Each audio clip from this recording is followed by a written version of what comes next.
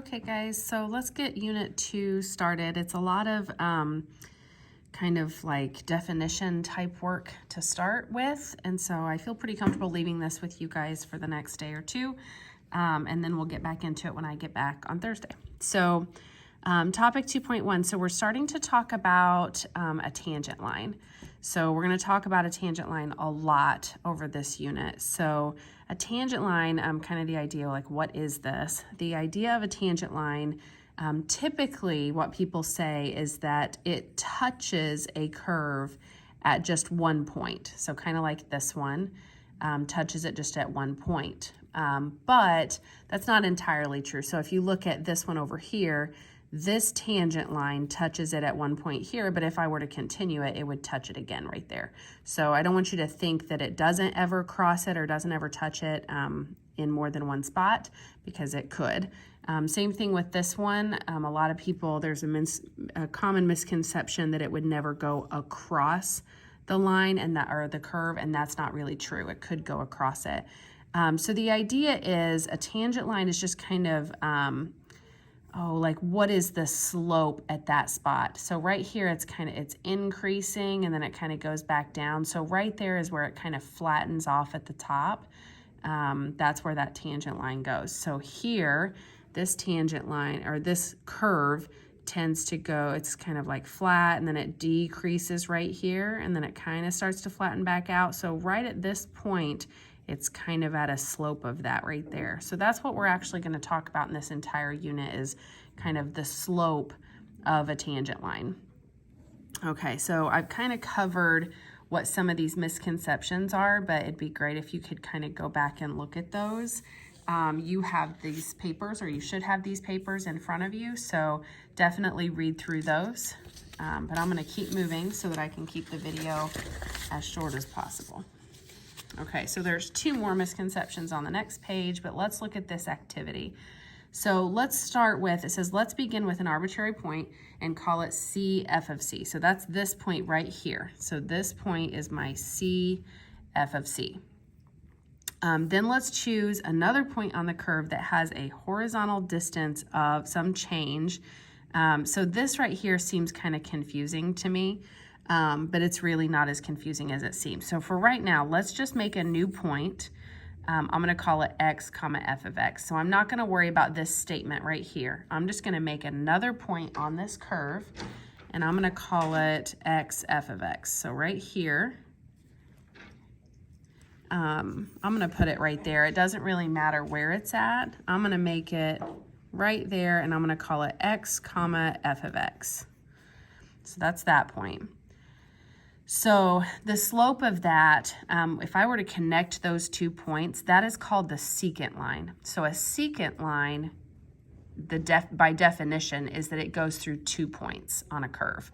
So this is my secant line. I'm just going to use my paper over here to connect those 2 points.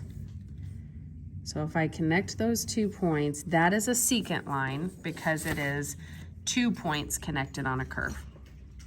Okay, they want to know what is the slope of that secant line. So I'm going to note that with a couple of things. Typically we say slope is m, like m equals something. I'm going to say m sec. So the slope of the secant line equals, and then let's think about how we find slope. So if you remember back, I'm going to write this up here. Slope typically is y2 minus y1 over x2 minus x1. This is something that you should have seen since Algebra 1.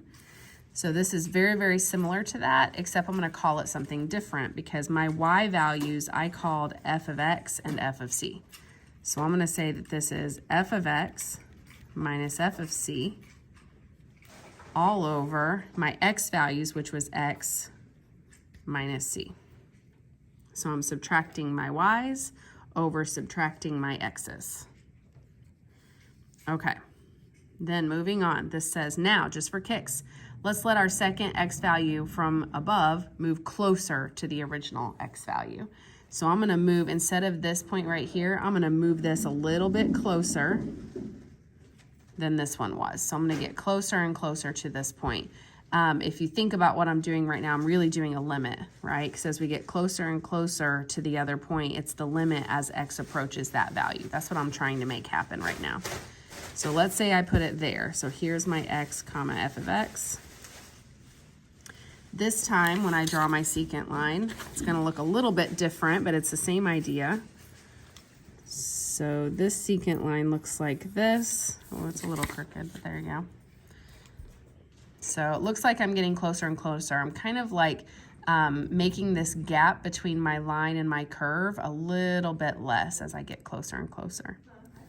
Okay, so then this one says, do we still see a secant line? Yes, because there's 2 points there that it's going through. A secant line goes through 2 points. So yes, I am seeing 2. And then it says, is there any difference in the way we calculate its slope? No, because I would still subtract my y values, subtract my x values. So no, I'm not seeing a difference. It would still be this same formula. And you could write that down again if you wanted. It's the same thing though. Okay, this last one, since we're having so much fun moving that closer, let's do it again. So this time it says, move that x value so that it almost touches C. Like we want it so close, it's right next to it.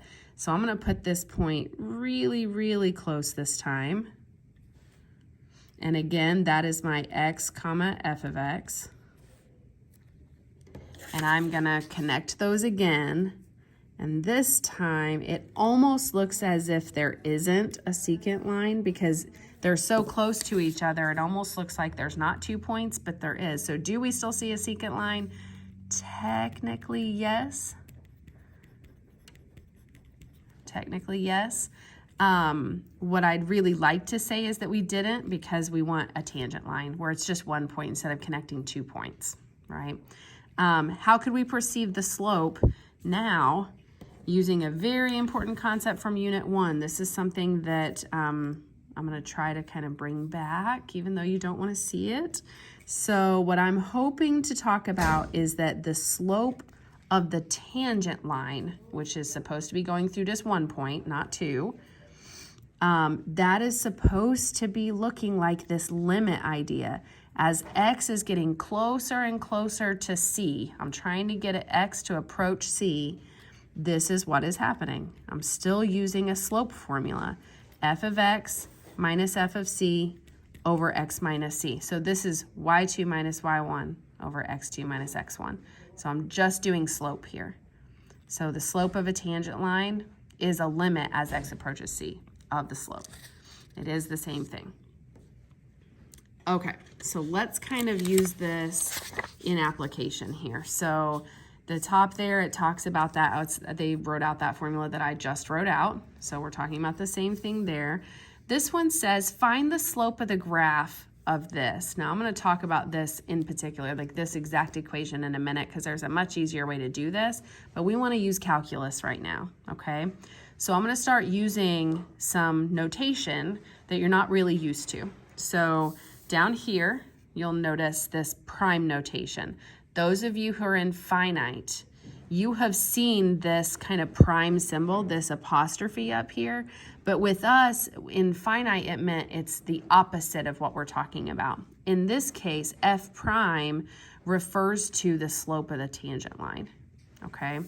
So I'm talking about slope when I see this symbol. So I want to know, they want me to find the slope of the graph of this function at the value x equals 1. So what I really want you to get used to doing, I told you guys you're getting really good at this math notation. This is what I want you to get used to in this unit. F prime of 1. So if I'm finding the slope of the tangent line at this value, that's f prime at 1. Okay, then I'm going to actually use this formula right here. So I'm going to do the limit as x approaches 1 because my c value is now 1. That's my kind of goal spot, okay? Then I have to do on top f of x first. Well, f of x they gave me right here. So that's 2x minus 3. That's my first thing. That's this one right here. Minus, now I have to do f of c. And what is my c value? Well, don't forget, that's 1. I kind of feel like I want to mark this out and say this is c, right? They would never do that. They're going to call it x every time, but I want you to know that that's the one we're trying to approach right here. So that means I'm going to put 1 in for x right here. So I need to know what f of 1 is. Well, that's 2 times 1 minus 3. So I'll write it out like that. You could go ahead and just simplify that if you wanted. Then on the bottom, I've got my x value, which is not 1, but c is 1. Okay, now I'm going to simplify this. So let's go down here. Limit as x approaches 1. Okay, this 2x minus 3 is still going to stay 2x minus 3. But this is now going to be minus 2 minus 3 is negative 1. So if I have minus negative 1, that's really plus 1. All right, minus negative 1. All over still x minus 1. And now I'm going to try to simplify that some more because I could simplify that. So the limit as x approaches 1. This is really 2x. A negative 3 plus a 1 would be minus 2. All over x minus 1. Now, my goal, remember when I'm doing a limit, I want to be able to plug 1 in without it being 0 in the denominator. That's my goal. And right now, I'm still not there. So that tells me I really need to be able to cancel this out somehow. So I'm going to use some algebra magic. The limit as x approaches 1. I'm going to take a 2 out of this. That leaves me with an x minus 2 divided by 2 is 1. All over x minus 1. So luckily, those cancel, which means I really have the limit as x approaches 1 of 2. Well, if this is just my function, if it's just 2, then the answer is just always going to be 2. Okay, now let's look at the obvious here. This one was asking me for the slope of this graph at this point. What does this graph look like? Think that through for a second. This is just a straight line, right? And what is the slope of this line? It's 2. So it doesn't matter what point they ask me about here, the slope of this line is always going to be 2. Now, I showed you all of this because in most cases, you're not going to be able to do that. It's not going to be a linear function. It's going to be some other type of function, okay? So let's do another one. This one is less obvious to begin with. So when I start out, again, I'm doing the same thing. I'm going to find my f prime, in this case, is of 1. Okay, and if you want to replace this with a c, you can. So I'm going to do the limit as x approaches 1, and I'm going to write out that formula again. It's f of x minus f of c all over x minus c. And I'm doing that because I can't see it in my camera view, so I'm just going to put it in front of us right here. Okay, so that means the limit as x approaches 1 of f of x. Well, f of x is this. So x squared plus 1, that's my first part, minus f of c. So I'm going to plug 1 in right there. So that's going to be 1 squared plus 1 all over x minus c, which is 1 in my case. Okay, now let's start simplifying. This would be x squared plus 1 minus 2, right? X squared plus 1, and then this would be minus 2 all over x minus 1. I'm not liking the looks of that. I have a feeling I'm going to have to factor something because I don't like this x squared. So the limit as x approaches 1 of, this is x squared minus 1 all over x minus 1. This is a difference of squares. So the limit as x approaches 1 of x plus 1, x minus 1 all over x minus 1. That's how you factor this. It'd be a difference of squares, so 1's plus, 1's minus. And I love that because it helps me cancel. So really I have the limit as x approaches 1 of x plus 1. Now I can plug that in and say 1 plus 1. which is 2. So these two are two very different problems, but they ended up with the exact same answer. That it just happens that way, that the slope at that spot is going to be 2. It's kind of interesting how that happens with different functions. Okay, so what we just talked about, guys, is what we're going to talk about for a whole lot of the first semester, and that's called a derivative. A derivative is the slope of the tangent line. That is the definition of a derivative. A slope of the tangent line is a derivative, and we note that with this f prime of c. So you just found your first derivatives. That's awesome. Okay, the last thing we're going to talk about today is this one right here. This is a very AP exam type question, which I'm loving giving you. I know you're not loving it, but it's good for you, I promise.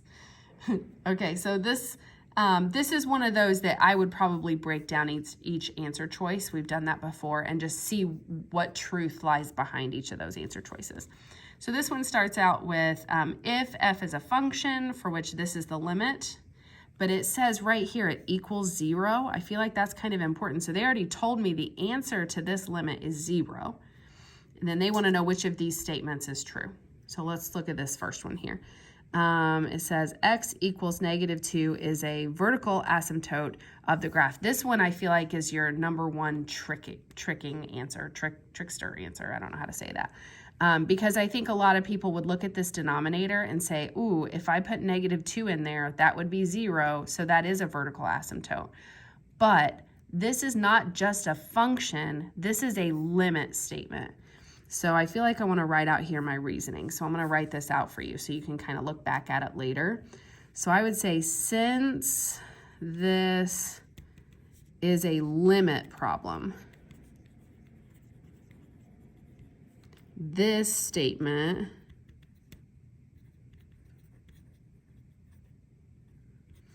I'm going to say is false. I guess I'm not super comfortable with saying it's false because I guess it could be a thing, but it's not necessarily true. So to say it must be true doesn't make me feel warm and fuzzy inside. That makes me think that that's a no. So I'm going to skip over that one. Okay, the second one, the function f is continuous at x equals 2. Well, x equals 2 has absolutely nothing to do with what we're talking about. We're talking about -2, right? Right here. So this to me, x equals 2 has nothing to do with, that's a W, with, oh my gosh, my handwriting, sorry. X equals -2. Like it has nothing to do with what's happening at x equals -2. So I don't really care about x equals 2, right? So both of these seem like they're out to me. So I've got a 50-50 chance. This is good. Okay, the next one says the derivative of f at x equals 2 exists. So this is big right here. First of all, derivative is the slope of the tangent line. And how did we find the slope of the tangent line? We did a limit of the y values subtracted and then the x values subtracted. This would be subtraction if it was -2, right? So it's x minus -2. You could rewrite that if you wanted to. So this is my slope formula, okay? And they're saying that that exists. Well, they told me up here the answer is 0, so it has to exist if they got an answer, right? So I would say yes, for sure, it's 0. Okay. And then this last one, I'm just going to like double check myself. F is not defined at x equals -2. Okay. F must be defined if it exists, right? So if I'm talking about this function up here and I'm saying that the limit, so the derivative, this is the derivative. That's what this is. This is the definition of a derivative. So if this derivative exists, if it equals 0, then to say it's not, the function is not defined, that can't be true. So for a derivative to exist, the function must be defined. So to say it's not defined, nope, I disagree. So this one has to be C then.